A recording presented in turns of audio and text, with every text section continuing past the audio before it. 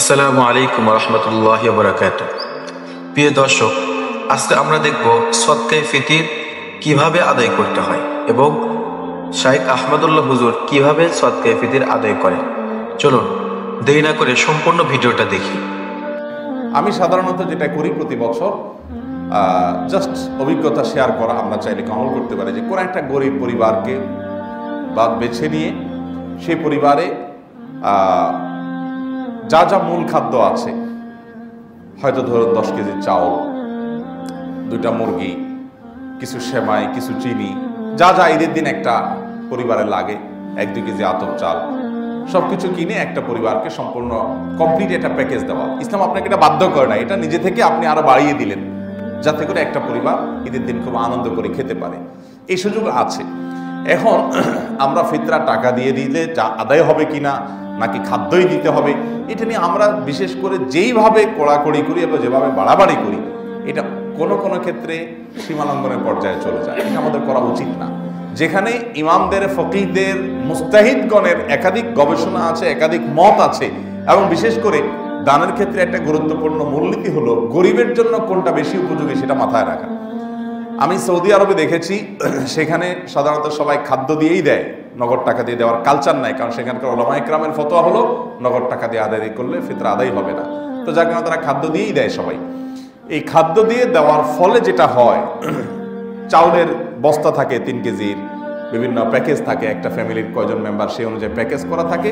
সকল সুপার শপে রমজানের শেষের দিকে, শেষ 10 দিন এসে এই ফিতরার চাউল ভরে যায় সব দোকানগুলোতে, মানুষ কিনে কিনে সেগুলো দেয়। তো সেখানে এমনি গরিবের সংখ্যা কম, আবার দেখা যায় সবাই মিলে এক আইটেম দেয় চাল। তো এরকম অনেক গরিব আছে যে পিক আপ নিয়ে এসে মসজিদের সামনে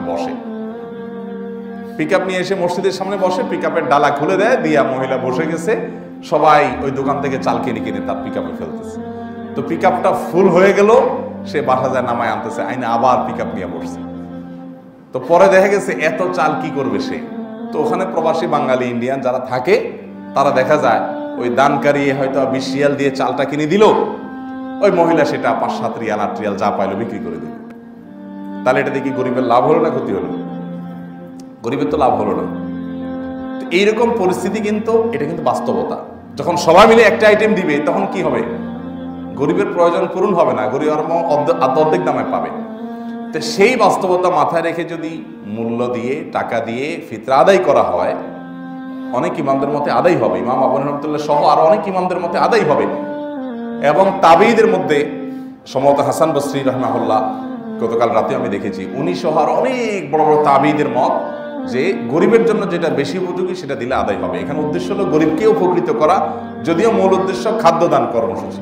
কিন্তু যদি আপনি সরাসরি খাদ্য দিতে পারেন, তার কি নিড আছে সেটা জেনে আপনি খাদ্যটা দিতে পারলেন, তো সেটা হলো সোনার উপর সোহাগা, সবচেয়ে বেটার।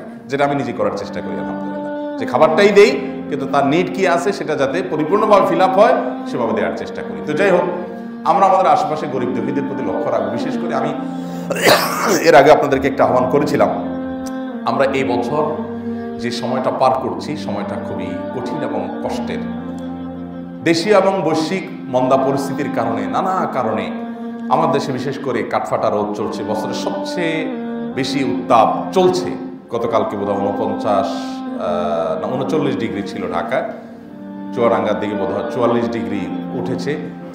এবং গতকাল আজকে বছরের সবচেয়ে উত্তাপ এর সময় আমরা পার করছি। খেটে খাওয়া মানুষগুলো বাইরে কাজ করতে পারছে না, এমনি মন্দা পরিস্থিতি, 2 টাকা জিনিসের দাম 4 টাকা, সব মিলে মানুষের খুব কষ্টের মধ্যে দিনাতিপাত করছে। তো এই সময়টাতে আমাদের আশপাশটাকে একটু আমরা খেয়াল করি, আমরা নিজেরা শুধু বরিভোজ না করি, আশপাশটাকে খেয়াল করি।